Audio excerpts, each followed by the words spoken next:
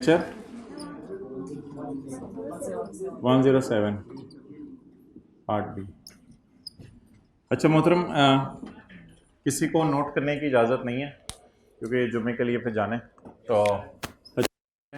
जितनी एडजस्टमेंट्स हो गई मैं वो तसल्ली से समझा देता हूँ, कोई जल्दी नहीं करनी, जो रहेगी वो रहेगी, कोई मसला नहीं। पेज नंबर है 504। असल में इस सवाल में मैंने बुक की जितनी भी बाकी एडजस्टमेंट्स बची हुई हैं जो मैं क्लास में नहीं डिस्कस कर सका वो डाली हुई हैं, सारी पास पेपर की। तो पास पेपर की बची हुई एडजस्टमेंट्स इस सवाल में है। ये तो टैक्सेबल सेल टू रजिस्टर्ड कहाँ डालेंगे? 17%। अनरजिस्टर्ड 17 जमा एग्जेम्प्ट एक्सपोर्ट परचेज, अच्छा जी, इंक्लूड इसमें इंक्लूड है, इसमें इंक्लूड है और मेरा नहीं ख्याल कोई इंक्लूड लिखा हुआ है। चलें जी, no need to note it down, just focus. Sale taxable टू बताएं जी। बहुत बड़े बड़े आप न्यूमेरिकल कर चुके हैं, ये उसके मुकाबले में कुछ नहीं है आज। 70 कोई समझने वाली एडजस्टमेंट टाइम में रखवा दूंगा। सप्लाई टू अनरजिस्टर्ड कितना जी? 1300। एग्जाम्ड गुड्स और जीरो रेट जी। एग्जाम्ड कितनी? 1000 और जीरो रेट 500। परचेज 7400 और 1100। 7400 1100 को खुद ही लिख लेंगे, डेड है। 1100 को खुद ही लिख लीजिएगा, डेड है। और छोड़ यार, एडजस्टमेंट्स कर। चलें जी, बिस्मिल्लाह। पहली adjustment, sale of taxable goods to registered person, ये बोला ना। Include sale to Ghalib corporation for goods of 2,25,000। The contract for sale has been signed, contract sign हो गया है, बट टाइम पे पहले एडजस्टमेंट हो रही है, but no invoice was issued nor any delivery and payment was made in August. ना पैसे आए ना चीजें डिलीवर हुई, सिर्फ मुआहदा हो गया और हमने सेल में डाल दिया है।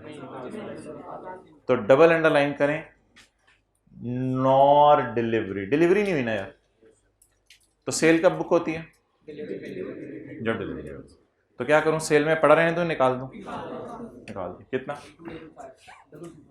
225। अगर आपने लिखना तो ऐसे लिख लीजिएगा फिर, sale for which no delivery. शो कहते हैं मुझे घर जाके शो नहीं करने देंगे, इधर ही करने में शो। ये एडजस्टमेंट बताएं यार। Sale to unregistered include sale of 42 end consumer. इधर टेंटिव है ना आप लोग? अच्छा ठीक है, मैंने समझा शायद इधर से असल में सब पता चल रहा होता है यार। ये जो सेल है ना एंड कंज्यूमर वाली, ये ना पेज 466 पे जरा देख लें इनका क्या करना होता है। सेल, अच्छा यार, अनरजिस्टर्ड लोग ना 3 किस्म के होते हैं। बाय डिफॉल्ट अनरजिस्टर्ड लोग बुरे होते हैं, लेकिन अगर वो छोटी सी इंडस्ट्री है, पेज 466 खोला हुआ मैंने,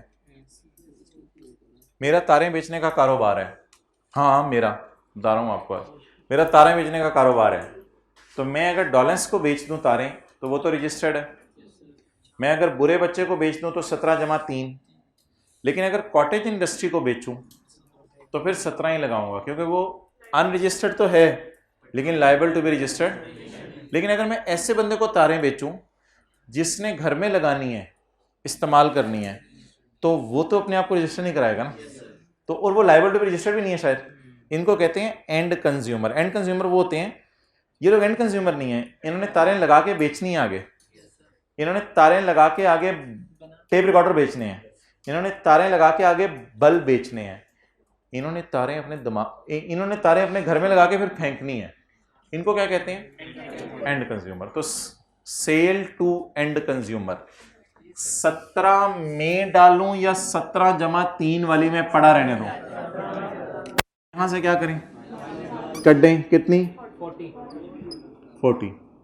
और सेल कहां डाल दें? Sale to end consumer. और सेल टू इंडस्ट्री भी इधर ही आया करेगी। 40। ठीक है, पता चल गया, आप आगे हो।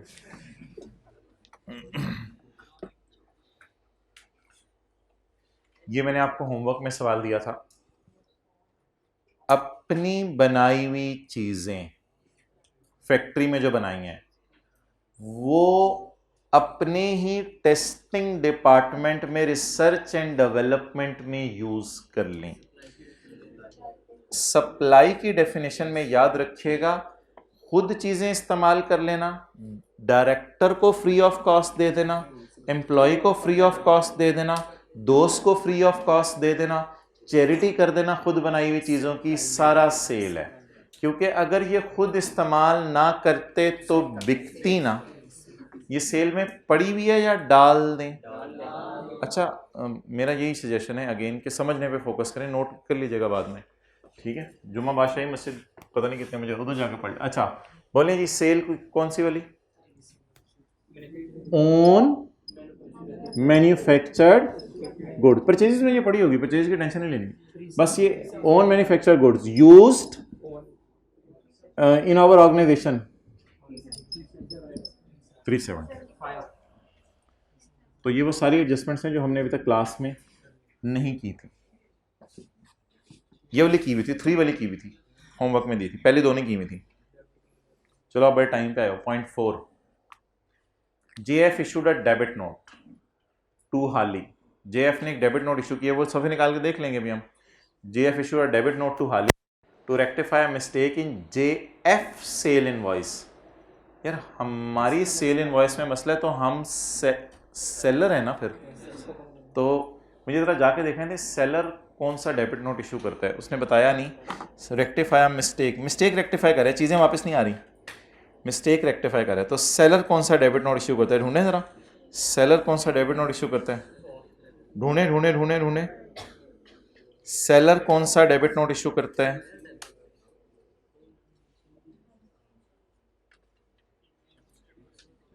नहीं उदास ना हो, अभी क्या है, अब ठीक है, बिछड़ना जिंदगी का पार्ट है। अभी क्या हो गया, ये साथ वाला आपका अब नहीं बैठा होगा, वो अपने घर चला जाएगा, लेकिन हमने तो कल भी आना है। अच्छा बताएं यार, पेज नंबर तो बता दें यार। तो बंदा तो काम किया, वैसे मैं तुझे अंडर एस्टिमेट करता था, पूरा सेशन गुजर गया। अच्छा जरा ढूंढने सेलर कौन से डेबिट नोट इशू करता है। सेलर ये है, ये वाला तो क्रेडिट नोट है, ये वाला कौन सा है? Debit note. और ये और डेबिट नोट है, ये क्रेडिट नोट है, तो ये कौन सा नोट? तो सेलर सिर्फ एक ही डेबिट नोट इशू करता है, प्राइस बढ़ने का, प्राइस बढ़ने का। तो ये वाला सिनेरियो है प्राइस बढ़ने का। तो सिनेरियो कौन सा लगा जी? Scenario number 3। ये चैप्टर 23 के एंड पे ही है सवाल जी। JF issued a debit note to Hale brother to rectify a mistake in sale invoice। Mistake की नेचर बताएं। Increase sale. मिस्टेक की नेचर बताएं, मुझे कैसे इल्हाम हुआ? मैंने जब 4 नोट जाके देखे ना, तो मुझे पता चला डेबिट नोट सेलर सिर्फ एक ही इशू करता है, और वो कौन सा वाला होता है? इंक्रीज इन प्राइस वाला। तो यहां से मुझे पता चल गया प्राइस बढ़ रही है। अगला सवाल, क्या इंक्रीज सेल करने से आउटपुट बढ़ेगा? अगर आउटपुट बढ़ेगा तो हुकूमत को फायदा होगा। तो अब 180 दिन वाली लिमिट देखें या आगे महीना जो दिया हुआ है उसे इग्नोर कर दें? महीने को इग्नोर कर दें, 180 दिन वाली लिमिट देखने की जरूरत नहीं है। तो the original bill was issued on January 20 और हम खड़े हैं अगस्त में। वैसे तो 180 दिन से ज़्यादा हो चुके हैं, लेकिन फिर भी खैर है, कोई मसला नहीं। 180 दिन वाली बात कहाँ पड़ी थी, लिखें यहाँ पे, 180 दिन गुजर चुके हैं फिर भी खैर है। 180 दिन वाली बात पड़ी थी 23 के 4 में, 20 21 22 22 के 4 में पड़ी थी, कोई बता दे। 22 के 4 में पड़ी थी, लिख लें 22 का 4, 22 का 4 ही है, देखे किसी ने, कोई आया हुआ क्लास में? 22 का 4 है, 22 का 4 बता दें जी। मिस्टेक रेक्टिफाई करनी है या डीप डाउन जाके हमें पता चला सेल बढ़ानी है, और सेल 6 महीने 180 डेज, सॉरी 180 डेज है, 6 महीने नहीं है, 180 डेज बढ़ाई जा सकती है, बढ़ा दें। सेल की एडजस्टमेंट कितने जी, 35। सेल पे 7-7 17 नहीं लगाना, परचेज पे 7-7 17 लगाना है। यार बैंक के पास आप कोई चीज़ अपनी गिरवी रखवा देना, यार नोट नहीं करना, मैं एंड पे तस्वीर खींचनी है, नोट नहीं करना। बैंक के पास अगर कोई चीज़ गिरवी रखवा दें और बैंक बेच दे तो उसको ना बैंक की सेल में नहीं डालना, बैंक तो उधार वापस ले रहा है, वो आपकी सेल होगी, और सेल फेयर वैल्यू पे बुक करनी है। Goods pledged with bank were sold by bank in नीलामी, the normal selling price was 1000, तो सेल फेयर वैल्यू पे बुक करनी है। तो सेल बाय बैंक, शायद ऑन आवर बिहाफ अच्छा लफ्ज होगा, sale by bank on our behalf, कितनी सेल में पड़ी तो नहीं हुई है, क्या 800 से निकाल के 1000 पे डाले, सेल में पड़ी नहीं हुई क्या? हाँ सेल प्राइस ना दी होती तो फिर 800 पे लेते, नॉर्मल सेल प्राइस ना दी होती। यार ये एडजस्टमेंट एक आई कैप पूछता होता था, अब शायद पूछनी उसने बंद कर दी 1-2 अटेम्प्ट से, ऐसी फजूल सी एडजस्टमेंट होती थी। ऑडिटर ने मशवरा दिया है कि ये कुछ स्टॉक है ना, ये फारिग हो गया है, तो इस स्टॉक को फेंक दो।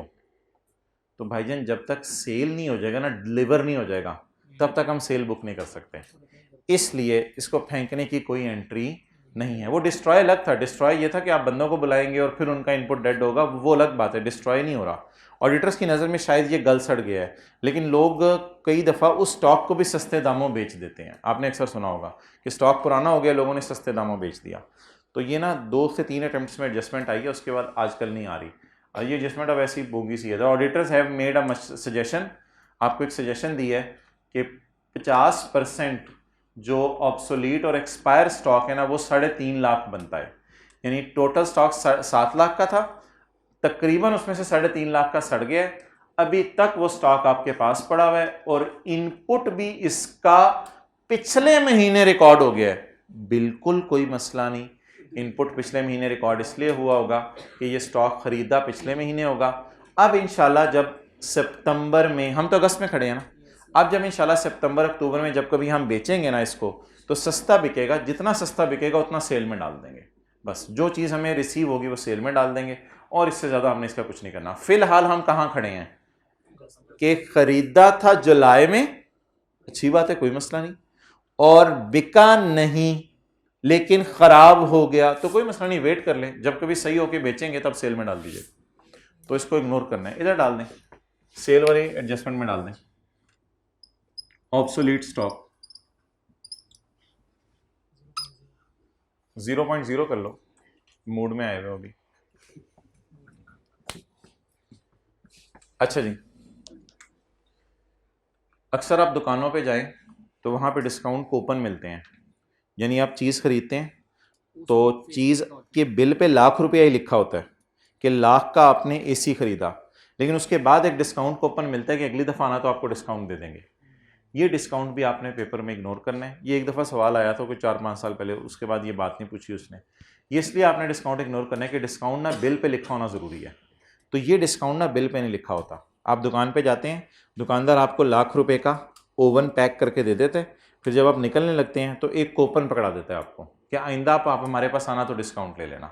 तो इसलिए क्या ये डिस्काउंट बिल पे लिख के माइनस हुआ है?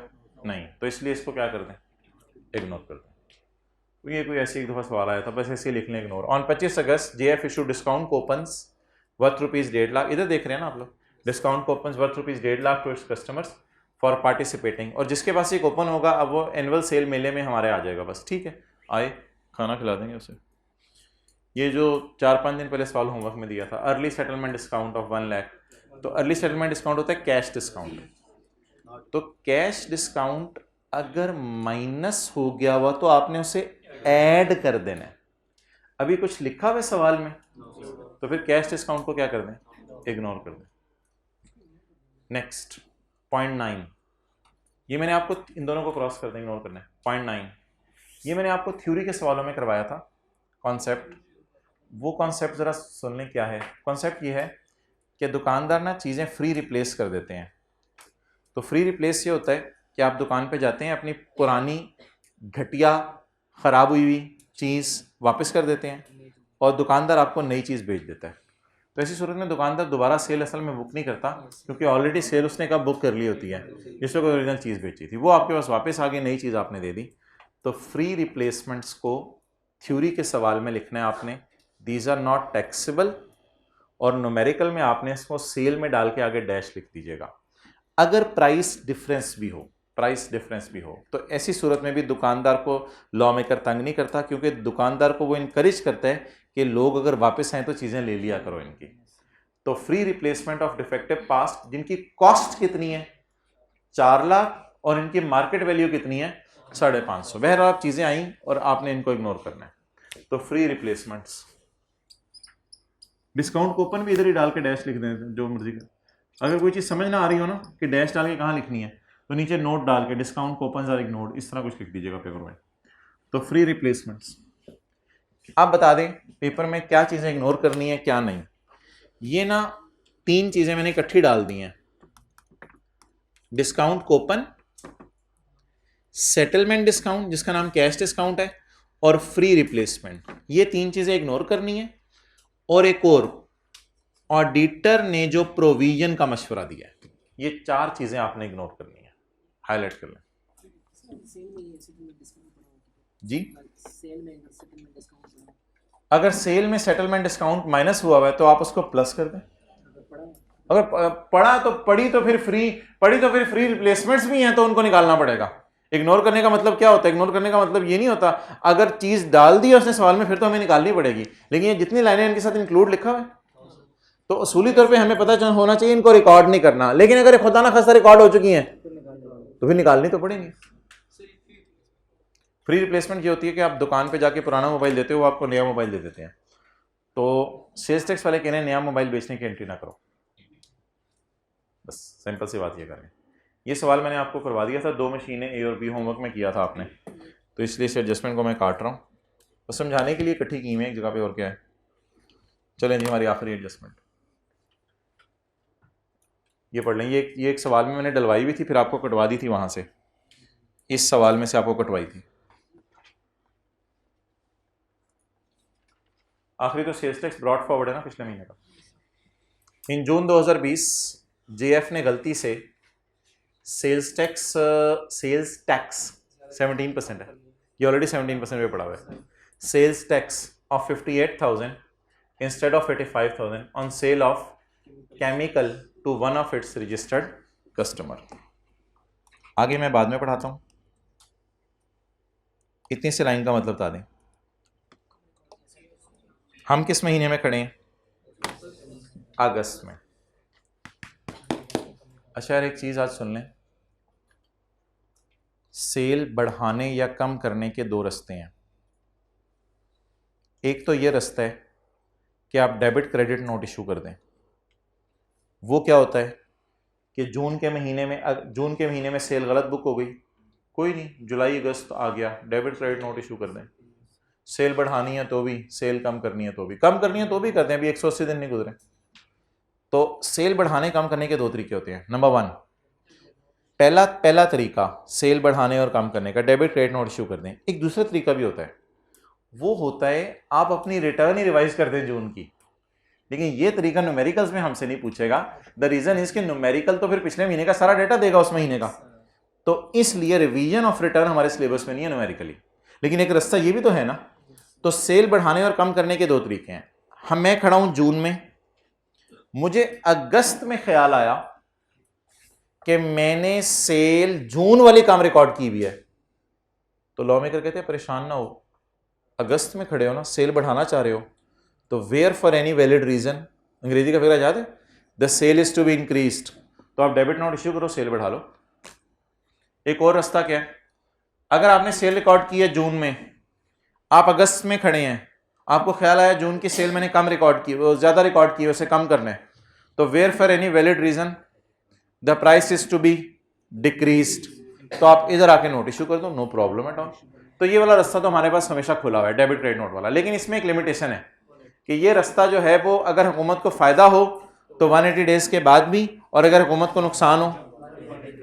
एक और रास्ता भी है, वो है रिवीजन ऑफ रिटर्न का, लेकिन उसमें कुछ सूरतों में मुझे कमिश्नर से इजाजत लेनी पड़ती है, कुछ सूरतों में कमिश्नर से इजाजत लेनी पड़ती है। इसलिए सवाल कह रहे हैं कि रिटर्न रिवाइज रिव्यूज करने की इजाजत मैंने नहीं मांगी, तो फिर कौन सा रास्ता चला लें। So for we have not obtained permission from commissioner, commissioner से इजाजत नहीं ली रिटर्न रिवाइज करने की।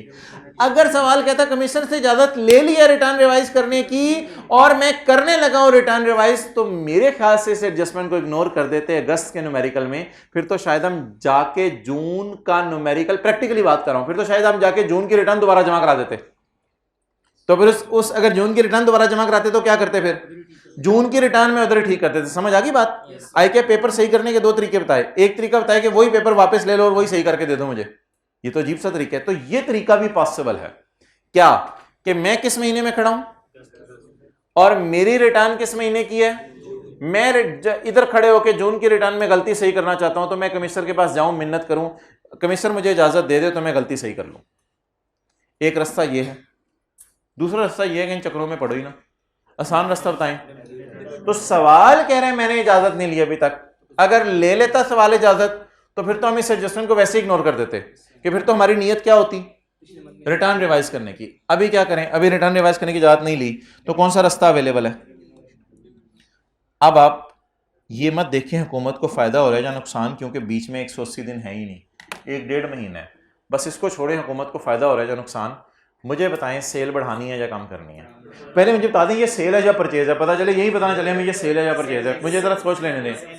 इन June we charge sales tax, charge वैसे कस्टमर से किया जाता है, कोई हमें चार्ज करता है, हम sir Asif Honda will charge sales tax to sir Asif, तो चार्ज किया जा रहा है या कोई हमें चार्ज कर रहा है, हम चार्ज कर रहे हैं, इसका मतलब है हम सेलर हैं।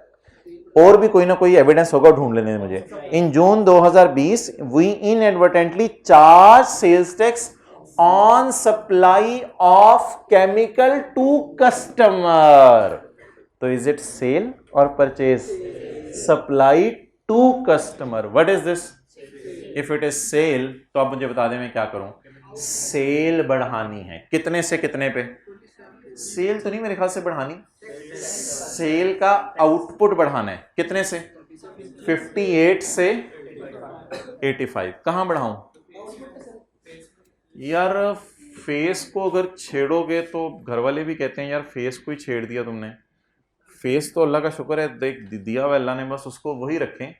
तो वैसे डेबिट क्रेडिट नोट की एडजस्टमेंट्स यहां नहीं करते, बस गलती से फिगरें 17 पे दी हुई हैं, उनको उठा के 100 पे ले जाएं, उनको उठा के 100 पे ले जाए, फेस का फॉर्मेट क्यों छेड़े, ऐसे फिर और परेशान होंगे फेस का फॉर्मेट छेड़ के, तो फिगरें किस पे पड़ी हुई हैं। और अभी आपने थोड़ी देर पहले एक डेबिट क्रेडिट नोट की एडजस्टमेंट पता नहीं करवाई है कोई मेरे से, कौन सी वाली करवाई है, अब तो मुझे भूल ही गई ये वाली, तो ये एडजस्टमेंट फेस पे तो नहीं करवाई। तो पिछले महीनों की एडजस्टमेंट सवाल के फेस पे होती हैं, बिल्कुल नहीं, वो भी वर्किंग्स में होती हैं, बल्कि मुझे यहां तक याद है भूला हुआ इनपुट भी हम वर्किंग 1 में ही रिकॉर्ड करते थे। तो कोई भी महीने की एडजस्टमेंट हो बस फेस के ऊपर सवाल की नहीं करनी, फेस क्यों छेड़ रहे हैं सवाल का, आखिरी क्लास में फेस छेड़ना तो मैं फेस लाता ही ना फिर सवाल का। अच्छा बोले जी, सेल एडजस्टमेंट, पहले तो बता दें कि सेल बढ़ानी है या कम करनी है। Inadvertently recorded of 58 instead of, तो कम रिकॉर्ड हो गया, ज्यादा पे लेके जाना है, डिफरेंस 27 डिवाइडेड बाय 17, ये 17 पे पड़ा है, मुझे 117 नहीं चाहिए प्लीज, 117 नहीं चाहिए मुझे, 100 चाहिए, 159, कैच करो, कैच करो, अल्लाह हाफिज, बंद कर दे।